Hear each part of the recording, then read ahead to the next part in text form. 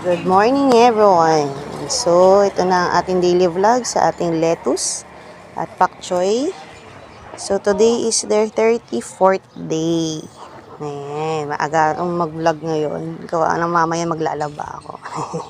So, ayan ang mga lettuce natin. So, kung mapapansin nyo, parang umunti ang ibang dahon ng lettuce, no?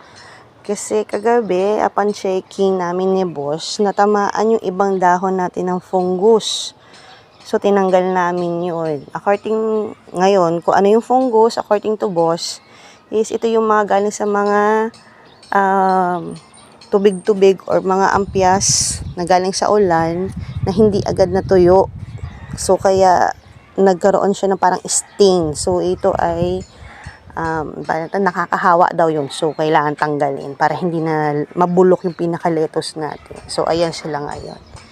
Ayan. Pero, meron pa naman natirang mga dahon. Yung iba halos maubos. Pero all goods pa naman sila. Ayan. So, punta tayo dito sa ating may hiwagang pak choy.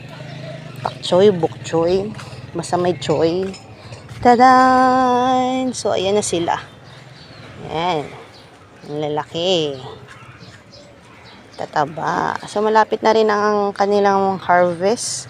So, all goods ang ating pok choy at lettuce dito sa display area.